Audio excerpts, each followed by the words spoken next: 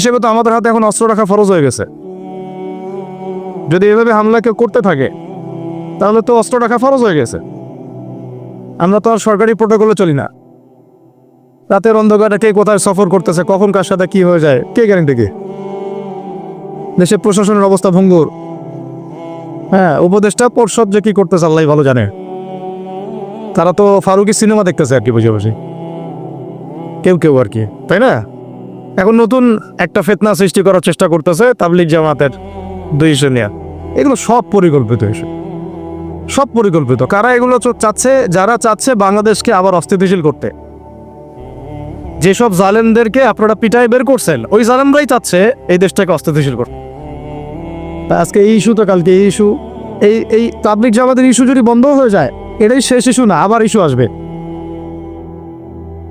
এই শব্দগুলো ছিল আমাদের অপরাধ। খেলাফত,